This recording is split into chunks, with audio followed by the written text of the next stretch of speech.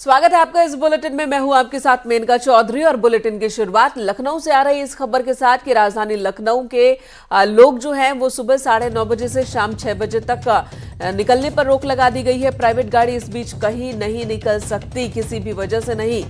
Doctor, paramedical, प्रशासन के लोगों को इससे छूट मिली है। सरकारी सेवा से जुड़े लोगों के पास वैध पास होना जरूरी है। बैंक और सरकारी सेवा से जुड़े लोग 9:30 बजे से पहले अपने ऑफिस पहुंच जाएं। लखनऊ में 12 हॉटस्पॉट पूरी तरह से सील किए गए हैं और ये पूरी तरह से बंद रहेंगे।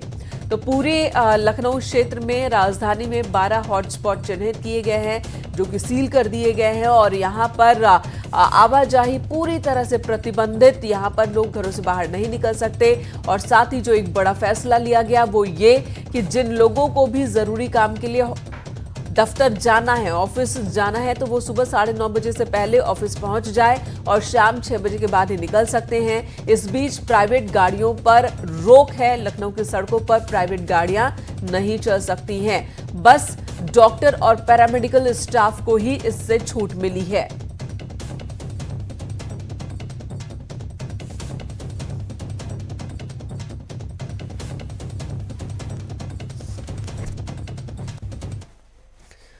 लॉकडाउन को कामयाब बनाने के लिए जहां एक ओर पीएम मोदी और सीएम योगी जनता से अपील कर रहे हैं, लगातार अपील कर रहे हैं, वहीं अब पुलिस की सख्ती के बाद लोगों ने घरों से निकलना बंद कर दिया है। लखनऊ कमिश्नर सुजीत पांडे ने ड्रोन कैमरे की मदद से राजधानी के कई इलाकों की निगरानी की। पुलिस ने लोक भवन के साथ साथ हजरतगंज, चारबाग और रिहायशी इलाकों, फूलबाग, सदर इलाके, कैसरबाग समेत हुसैनगंज की निगरानी की। ये टीवी स्क्रीन पर आप जो तस्वीरें देख रहे हैं ड्रोन कैमरे की ही तस्वीरें हैं।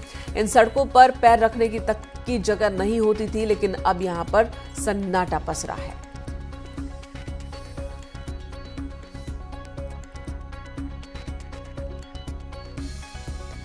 तो ये लखनऊ की तस्वीर आपको दिखा रहे हैं हम। चलिए अलग अलग इलाकों की बात कर लेते हैं। ये 5 तस्वीर इस वक्त आपके सामने है। पहली तस्वीर हमेशा भीड़ रहने वाले हजरतगंज इलाके की है। दूसरी तस्वीर लोक भवन की है। तीसरी चारबाग रेलवे स्टेशन की। चौथी तस्वीर रिहायशी इलाके हुसैनगंज की है और 5वीं कैसरबाग इलाके की है। ये वो तमाम इलाके माफ कीजिएगा, ये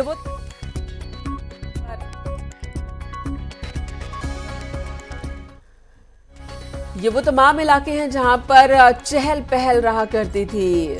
स्टेशन का इलाका जहां पैर रखने तक की जगह नहीं हुआ करती थी आम दिनों में, लेकिन आज आप देख रहे हैं यहाँ की तस्वीर। ये ड्रोन कैमरों से ली गई ये तस्वीर है। हर तरफ आप सन्नाटा देख पा रहे होंगे, कहीं भी एक इंसान सड़क पर नहीं है।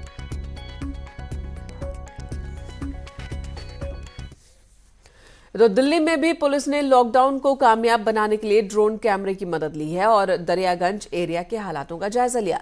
साथ ही पुलिस ये सुनिश्चित कर रही है कि कोई भी घर से बाहर ना निकले। तो दिल्ली की ये तस्वीर हम आपको दिखा रहे हैं। बस पुलिस के अधिकारी और कर्मचारी जो आपको दिख रहे हैं, गश्त करते हुए, अलग अलग इलाकों का दौरा करते हुए, ताकि कोई भी लॉकडाउन का उल्लंघन ना करे। दिल्ली में भी कई इलाकों को सील कर दिया गया है। 20 इलाके चिन्हित किए गए हैं खासकर, जिन्हें सील किया गया पूरी तरह से। और पुलिस लगातार सख्ती बरत रही है उन लोगों के खिलाफ जो लॉकडाउन का उल्लंघन कर रहे हैं। आज लॉकडाउन का 17वां दिन है और इससे पहले अब लोगों ने धीरे धीरे गंभीरता से लेना शुरू किया है इस लॉकडाउन को और प्रशासन की मुस्तैदी भी आप देख पा रहे हैं।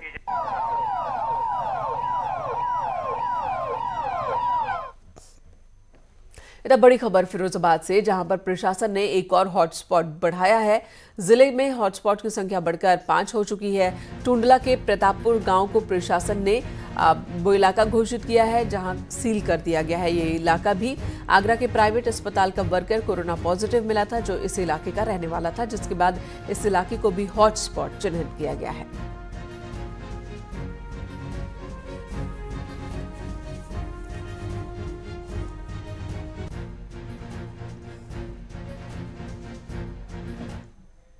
इधर आगरा में भी प्रशासन पूरी तरह से सख्त नजर आ रहा है।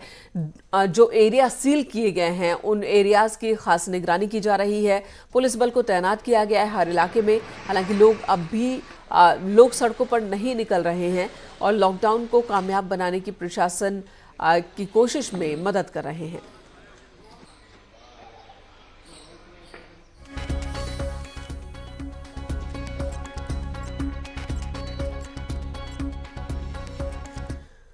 उधर मेरठ में भी पुलिस प्रशासन लॉकडाउन का पालन कराने के लिए लगातार गश्त कर रहा है। एडीजी प्रशांत कुमार, एसएसपी और एसपी सिटी ने रात में सील की गई जगहों का दौरा किया, साथ ही लोगों से घरों में बने रहने की अपील की। सबसे अपील की कि कोई बाहर न निकले।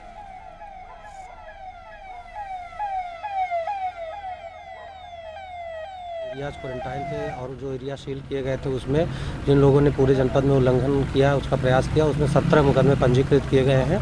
टोटल 29 लोगों के खिलाफ ये 17 मुकदमे पंजीकृत हुए हैं और आगे भी अगर कोई व्यक्ति इसका जरा भी अनुपालन सुनिश्चित करने में कोताही बरतेगा तो उसके खिलाफ विधिक कार्रवाई सुनिश्चित की जाएगी। बार बार लोगों से अपील की जा रही है, उन्हें समझाया जा रहा है और अभी भी फोर्स पर्याप्त मात्रा में सभी स्थानों पर गश्त कर रही है। हॉट स्पॉट 12 है इस समय जनपद में। एक केस जो कल आया था उस एपी सेंटर को भी उसमें ऐड कर लिया गया है। 12 हॉट स्पॉट है और इन पे कार्रवाई समय बैरिकेटिंग लगा के और ड्रोन कैमरे 8 ड्रोन कैमरों से बराबर इनकी मॉनिटरिंग की जा रही है और कार्रवाई सुनिश्चित की जा रही है। इधर प्रयागराज के शाहगंज का इलाका सील कर दिया गया है। शाहगंज शेख अब्दुल्ला मस्जिद के पास का इलाका सील हुआ है। शेख अब्दुल्ला मस्जिद से 31 मार्च को पकड़े गए थे 9 जमाती। पुलिस ने 9 जमातियों समेत 37 लोगों को क्वारंटाइन किया है। एक इंडोनेशियाई जमाती की रिपोर्ट पॉजिटिव आई है। प्रयागराज जिला हॉटस्पॉट चिन्हित किया गया है। 15 जिलों में शामिल नहीं है जिन्हें पहले सील किया गया है।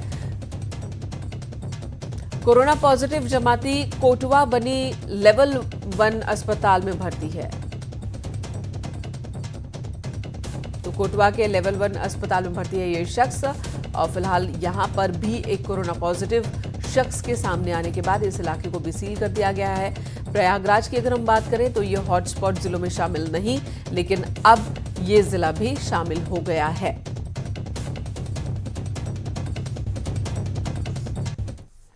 उधर महोबा से खबर, जहां पर 15 युवकों को पकड़ा है पुलिस ने। शब-ए बारात में शामिल होने के लिए 15 युवक बाहर निकले थे घर से। इन्हें मना किया गया था, सभी को रोका गया था, अपील की गई थी लगातार प्रशासन की ओर से और तमाम जो मुस्लिम धर्मगुरु हैं उनकी ओर से भी कि शब-ए बारात पर कोई बाहर ना निकले, खासकर नमाज पढ़ने के लिए कब्रिस्तान में जाने के लिए कोई ना निकले। लेकिन 15 युवक बाहर निकले जिन्हें फिर पकड़ा गया है। फातिहा पढ़ने गए थे ये 15 युवक। लॉकडाउन तोड़ने पर पुलिस ने इनके खिलाफ कार्रवाई की है। शहर कोतवाली क्षेत्र के भट्टीपुरा मोहल्ले का ये मामला है, जहां पर शब-ए बारात के मौके पर 15 युवक नमाज अदा करने के लिए निकले थे घर से बाहर, फातिहा पढ़ने निकले थे और तभी पुलिस ने इनके खिलाफ कार्रवाई की।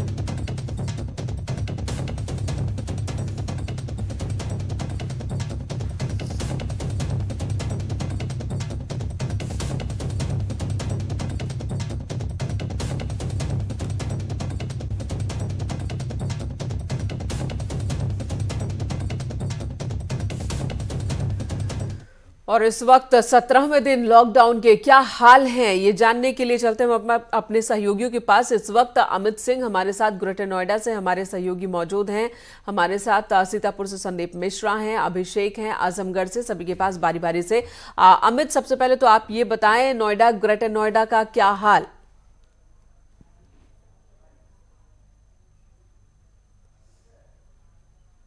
देखिए मेनका आपको बता दूं कि गौतम बुद्ध नगर में 22 ऐसे स्थान हैं जिनको हॉटस्पॉट घोषित किया है। कल जिला प्रशासन और पुलिस प्रशासन की टीम ने पूरे इलाके को सील कर दिया है। प्राधिकरणों की तरफ से भी जो पूरे इलाके हैं उनको सैनिटाइज किया जा रहा है, आधुनिक मशीन लगा के सैनिटाइज किया जा रहा है। बड़े पैमाने पे जो 12 इलाके थे उनको पूरी तरह सील कर दिया गया है। थोड़ी थोड़ी समस्या लोगों को आ रही है, चूँकि जो सामान था जब सील होने के बाद उनको सामान मिलने में थोड़ी दिक्कत हो रही है, लेकिन जिला प्रशासन की तरफ से काफ़ी कार्रवाई की जा रही है कि जहां इलाके सील हुए उनके घर पर जो उनकी रोज़मर्रा की ज़िंदगी जुड़ा सामान है वो पहुंच जाए। लेकिन थोड़ा लोगों को समस्या का सामना करना पड़ रहा है। दूसरी बात आपको ये बता दूं कि गौतम बुद्ध नगर में जैसे लगातार कोरोना पीड़ित के मरीज की संख्या बढ़ती जा रही थी, तो 2 दिन राहत मिली थी, 2 दिन कोई नहीं पेशेंट सामने आता, लेकिन कल फिर 3 पेशेंट आ गए, जिसे मिला के कुल 63 गौतम बुद्ध नगर में कोरोना पेशेंट हैं, जिसमें 12 लोग डिस्चार्ज होकर अपने घर चले गए हैं, जिसमें लगभग 51 लोग ऐसे हैं जो एक्टिव हैं जिनका अस्पताल में उपचार चल रहा है। और जल्दी ही जिलाधिकारी का कहना है कि कुछ और लोग जल्दी ही 1-2 दिन में और डिस्चार्ज कर दिए जाएंगे। तो बड़ी राहत की बात है कि हाँ 12 लोग डिस्चार्ज हुए हैं, लेकिन अभी कुल मिला के 63 संख्या गौतम बुद्ध नगर में अब तक कोरोना पीड़ित की है। अब जिला प्रशासन भी अपनी तरफ से अपील कर जी बिल्कुल, आपके पास आएंगे। आजमगढ़ का रुख कर लेते हैं। अभिषेक, बताइए आजमगढ़ का क्या हाल है? यहाँ पर लॉकडाउन का पालन किस तरह से लोग कर रहे हैं? प्रशासन ने कितने लोगों के खिलाफ कार्रवाई की है उल्लंघन करने पर? जी मेनका, बिल्कुल आपको बता दें आज लॉकडाउन का 17वां दिन है। ऐसे में आजमगढ़ में जो स्थिति है अभी जो है पुलिस ने कंट्रोल कर लिया है। लोग अब सड़कों पे बाहर नहीं निकल रहे हैं। उसका वजह है कि जिला प्रशासन ने पिछले कुछ दिनों में लगातार ताबड़तोड़ कार्रवाइयां की है। 10,000 से भी अधिक वाहनों के चालान काटे गए हैं, जबकि 3,000 वाहनों को सीज कर दिया गया था, तो जिसके बाद लोग अब सड़कों पर निकलना बंद कर दिए हैं। वही बात करें उन क्षेत्रों की जहाँ पर पॉजिटिव मरीज पाए गए थे, तो उनको पिछले एक सप्ताह से सील कर दिया गया है। उस स्थान पर कोई जा भी नहीं रहा है और प्रतिदिन वहां पर जिला प्रशासन उस कस्बे को सैनिटाइज करा रही है। साथ साथ 3 किलोमीटर की दूरी का जो रेंज है उसको भी सैनिटाइज कराया जा रहा है। तो आजमगढ़ के लिए इस वक्त एक अहम खबर जो कल आई है ये रात को है कि 99 मरीज संदिग्ध पाए गए थे, जिनका रिपोर्ट जेएमयू लखनऊ भेजा गया था। उसमें से अब तक 92 मरीजों का निगेटिव रिपोर्ट आया है, तो वहीं 4 लोग पॉजिटिव पाए गए थे। अभी भी 3 लोगों का रिपोर्ट आना बाकी है। उसमें भी बेहद जो अहम बात है वो ये बात है कि जो 4 पॉजिटिव मरीज पाए गए थे उसमें से भी 3 मरीजों की रिपोर्ट जो है वो दूसरी रिपोर्ट निगेटिव आ गई है। तो ये अच्छी बात है कि दूसरी रिपोर्ट नेगेटिव आई है इनकी, और ऐसी ही खबरें जो है वो मनोबल को और बढ़ाती हैं। एक तरफ संयम की जरूरत है, दूसरी तरफ मेडिकल सर्विस इतनी पुख्ता होनी चाहिए कि जो लोग कोरोना पॉजिटिव पाए जा रहे हैं वो दुरुस्त हो रहे हैं, ठीक हो रहे हैं, और ऐसे लोगों की संख्या भी अच्छी है जो कि मनोबल को बढ़ाने वाली चीज है। मनोज लखीमपुर खीरी से, मनोज बताएं यहाँ की स्थिति। मेनका, लखीमपुर खीरी में 17वां दिन है लॉकडाउन का। लखीमपुर खीरी में लोग भी कोरोना वायरस से लड़ना चाहते हैं और प्रशासन भी पूरी तरीके से मुस्तैद है। मैं एक ऐसे व्यस्तम चौराहे पर खड़ा हूँ, आपको दिखा सकता हूँ पीछे। पुलिस पूरी तरीके से मुस्तैद है, हर आने जाने वाले लोगों से पूछताछ कर रही है। हर तरीके से जो जरूरत की चीज़ें हैं उन्हीं लोगों को आने जाने दिया जा रहा है। पुलिस पूरी तरीके से मुस्तैद है। खासकर लखीमपुर खीरी का इलाका जो नेपाल बॉर्डर से टच करता है, लगभग 70 किलोमीटर का एक ऐसा इलाका है जो नेपाल बॉर्डर से टच करता है और ये खुली सीमाएँ हैं। और लगातार अब नेपाल से भी खबरें आ रही हैं कि कोरोना वायरस के मरीज उनके यहाँ कुछ ज़्यादा बढ़ रहे हैं। उसको लेकर प्रशासन खास तौर पे मुस्तैदी बरत रहा है। लखीमपुर खीरी में भी 4 पॉजिटिव केस पाए गए कोरोना उसके, और उसमें 3 जमाती लोग थे और कहीं ना कहीं अब तक 46 की रिपोर्ट अभी आना बाकी है। प्रशासन की नज़रें उन पर टिकी हुई हैं कि उन रिपोर्टें आने के बाद अगर रिपोर्टों में कुछ पॉजिटिव पाए जाते हैं तो कहीं ना कहीं लखीमपुर खीरी के लिए भी चिंता का एक विषय बन सकता है। जी मनोज, धन्यवाद इस वक्त पूरी जानकारी देने के लिए। आप सभी का बहुत बहुत शुक्रिया अपडेट्स हम तक पहुंचाने के लिए, हमारे दर्शकों तक पहुंचाने के लिए। तो प्रशासन पूरी तरह से मुस्तैद है, सड़क पर नजर आ रहा है पूरा का पूरा अमला, ताकि लोग लॉकडाउन का उल्लंघन ना करें। खासकर उन इलाकों की निगरानी सख्ती से की जा रही है जिन इलाकों को सील किया गया है। और इधर देश भर में लॉकडाउन का 17वां दिन, यूपी समेत कई राज्यों में पुलिस ने लोगों से घरों में रहने की अपील की है, जिसमें पुलिसकर्मियों का अंदाज कई बार अनोखा और निराला नजर आ रहा है। ये तस्वीर हम आपको दिखा रहे हैं, जो पुलिसकर्मी अपील कर रहे हैं लोगों से कि लॉकडाउन का पालन करें। कानपुर की ये तस्वीर, छतरपुर की तस्वीर है ये, मध्य प्रदेश के, जो सोशल मीडिया पर वायरल हो रहा है ये वीडियो। हम आपको मध्य प्रदेश की छतरपुर पुलिस और नगर पालिका की ओर से लोगों को जागरूक करने का ये तरीका दिखा रहे हैं। कलाकारों के साथ मिलकर देशभक्ति गीत गाते पुलिस वाले सड़कों पर नजर आए।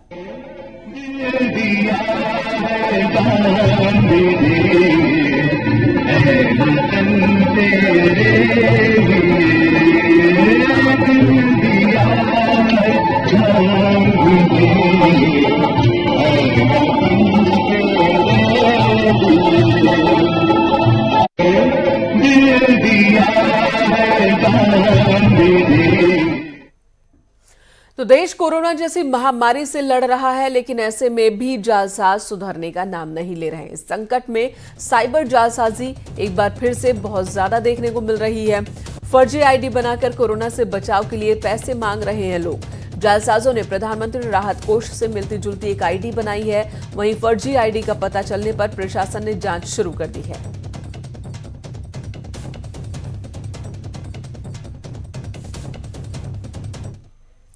और इस वक्त दिल्ली से बड़ी खबर, केंद्र सरकार ने जरूरी स्वास्थ्य उपकरणों पर कस्टम ड्यूटी हटाने का फैसला लिया है। साथ ही हेल्थ सेस हटाने का भी फैसला लिया गया है सरकार की ओर से। Ventilator, face mask, surgical mask, PPE kit पर छूट दी जाएगी। 30 सितंबर 2020 तक के लिए ये राहत दी गई है और ऐसे में इन उपकरणों की कीमत जो है वो कम हो जाएगी और साथ ही इनका आयात भी आसान हो जाएगा। तो एक बड़ा फैसला सरकार की ओर से लिया गया है। केंद्र सरकार ने यह फैसला लिया है कि जरूरी स्वास्थ्य उपकरणों पर कस्टम ड्यूटी हटा दी जाए। साथ ही हेल्थ सेस हटाने का भी फैसला लिया गया है। Ventilator, face mask, surgical mask, PPE kit, ये तमाम वो चीजें हैं जिनकी जरूरत, इन उपकरणों की जरूरत बहुत ज्यादा है इन दिनों भारत में और ये अलग अलग देशों से आयात किए जा रहे हैं, ऑर्डर दिए गए हैं और ऐसे में सरकार के इस फैसले के बाद ज्यादा आसान हो जाएगा और ये सस्ते में उपलब्ध हो सकेगा। 30 सितंबर 2020 तक के लिए ये फैसला लिया गया है। उधर लखनऊ में सड़कों पर 500-500 रुपए के नोट मिले हैं। सड़क पर नोट मिलने का वीडियो वायरल हो रहा है, सोशल मीडिया पर वायरल हो रहा है वीडियो। महानगर इलाके के पेपर मिल कॉलोनी का ये वीडियो है। पुलिस ने दोनों नोट कब्जे में ले लिए हैं। नोटों के कोरोना संक्रमित होने का शक जाहिर किया जा रहा है। इससे पहले भी हमने देखा था कि एक इलाके में 100 रुपए का नोट पड़ा हुआ था, जिसके बाद लोगों ने पुलिस को जानकारी दी और शिकायत की थी कि शायद किसी ने गलत नियत से ये नोट यहां पर फेंके हैं। और अब देखिए लखनऊ की सड़कों पर 500-500 रुपए के नोट मिले हैं।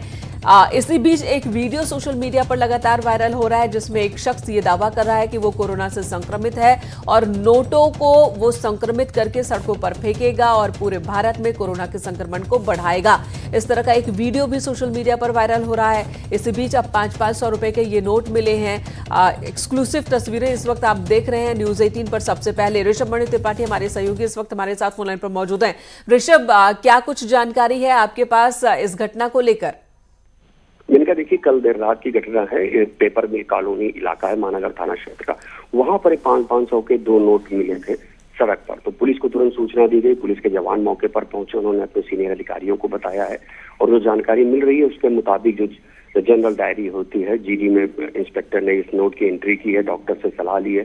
तो डॉक्टर्स ने भी कहा है कि फिलहाल 24 घंटे तक उसको एहतियात के साथ रखा जाए, उसके बाद आगे कुछ बताया जाएगा। लेकिन कोरोना का जो संक्रमण कार्य चल रहा है उसको लेकर अफरा तफरी कुछ देर के लिए जरूर मची। कुछ लोगों का ऐसा मानना था कि कोरोना फैलाने की साजिश के तहत ये नोट सड़क पर फेंके गए हैं। हालांकि इस मामले की फिलहाल जांच की जा रही है। मेरा जी, क्या मेडिकल जांच के लिए भी इस नोट को भेजा जा रहा है लैब? देखिए मामला कल देर रात का था तो उस वक्त तो पुलिस ने सलाह ली है डॉक्टर से। आज दिन जैसे ही आगे बढ़ेगा तो शायद ये बातें तय होगी कि इसकी पुष्टि होती है कि इसमें कहीं कोई वायरस इन्फेक्शन था या नहीं था। ये आगे आज जांच के बाद तय होगा। कल देर रात का मामला था। फिलहाल डॉक्टर से सलाह ली गई है और उन्होंने इसको अलग एहतियात से रखने के निर्देश दिए थे, जो किया गया है। जी ऋषभ, ऐसा ही कुछ देखने को मिला था एक दूसरे इलाके में भी जहां पर 100 रुपए के नोट गिरे थे और आबादी वाला इलाका था वो, जहां पर लोगों ने पुलिस को फिर जानकारी दी और शिकायत की थी कि किसी ने गलत नियत से ये फेंका है। और अब यहाँ पर ऐसी तस्वीर। तो कोरोना के दौर में रुपए मिलने के बाद खुशी नहीं बल्कि लोगों को झटका लग रहा है। इनका देखिए अब चूंकि अब जहां जहां भी नोट मिले ये पुलिस की प्रशासन की जिम्मेदारी बनती है कि इस मामले को एक लॉजिकल एंड तक ले जाया जाए, ताकि अगर कोई अफवाह फैलाने की कोशिश कर रहा है या कोई भ्रम फैलाने की कोशिश कर रहा है तो उसका सोल्यूशन भी निकलना चाहिए। कहीं भी नोट मिल रहे हैं तो पुलिस प्रशासन की जिम्मेदारी की क्लियर करे क्या उसमें कोई। जी ऋषभ, धन्यवाद इस वक्त पूरी जानकारी देने के लिए। तो यहाँ पर आपने देखा पेपर मिल इलाका जहाँ पर नोट मिले हैं, जिसके बाद प्रशासन में भी हड़कंप देखने को मिला और पुलिस टीम ने डॉक्टर से सलाह ली है कि उन्हें करना क्या चाहिए। कोरोना के खिलाफ लड़ाई में ड्रोन कैमरा कैसे हथियार बना है इस बार, वो हम आपको दिखाते हैं। लोगों तक उनकी जरूरत की चीजें पहुंचाई जा रही हैं। वहीं पुलिस की निगरानी, सैनिटाइजेशन जैसे काम में ड्रोन का इस्तेमाल हो रहा है। देखिए ये रिपोर्ट।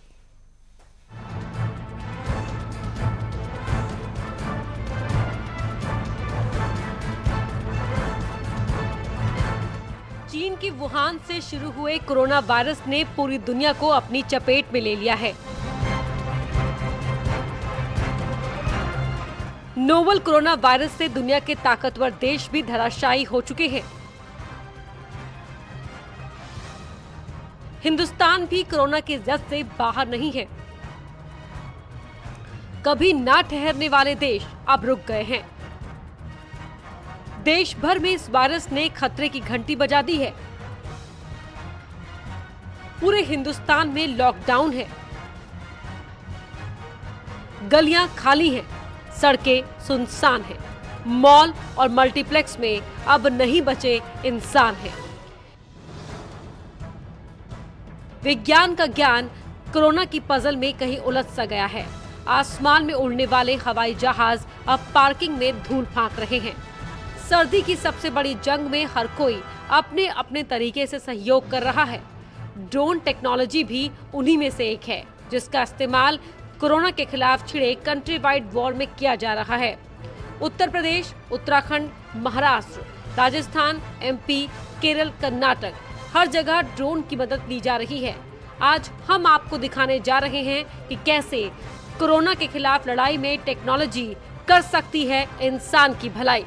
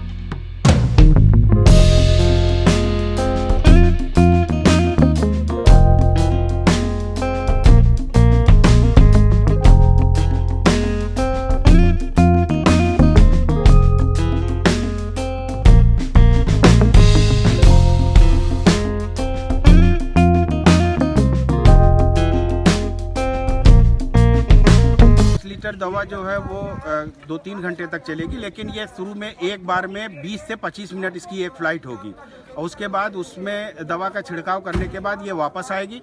वापस आने के बाद अगर इनको जमीन पे आने के बाद इनको या तो दवा की कमी होगी तो दवा डालेंगे और अगर इनकी बैटरी डाउन हो जाएगी तो बैटरी इसको चेंज कर लेंगे।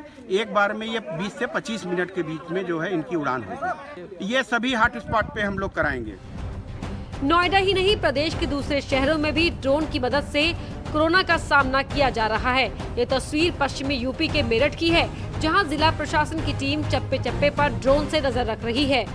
देखिए, जहाँ भी हमारे यहाँ पे जो कोरोना पॉजिटिव केसेस पाए गए हैं वहाँ पे हमने ऑलरेडी जो है सील करा दिया है और उन एरियाज में जो है हम लोग लगातार निरंतर अपनी सतत दृष्टि भी रखे हुए हैं। इसके अलावा कई जगह से शिकायत आ रही है कि जैसे कहीं कहीं गलियों में लोग घूम रहे हैं, तो हम लोगों ने वहाँ पे ड्रोन से भी जो है आदेशित कर दिया है कि वहाँ भी ड्रोन से भी इनका जो है जायजा लिया जाए और यदि कहीं भी ऐसे पाए जाते हैं लोग तो उनको समझाया जाए कि अपना लॉकडाउन का सुरक्षा अनुपालन सुनिश्चित करें और यदि फिर भी नहीं मानेंगे तो हम लोग को कार्रवाई करनी पड़ेगी। मेरठ उन जिलों में शामिल है जहां तबलीगियों की पूरी जमात पकड़ी गई और अभी भी न जाने कितने जमाती हैं जिनको खोजना और पकड़ना जिला प्रशासन के लिए चुनौती है। लिहाजा उड़न कैमरे की तीसरी आंख का इस्तेमाल किया जा रहा है। अब जरा मुरादाबाद की तस्वीर देखिए, कैसे गलियों में सन्नाटा पसरा है। पुलिस की गाड़ियां पेट्रोलिंग कर रही हैं, इलाकों में बैरिकेडिंग कर दी गई है।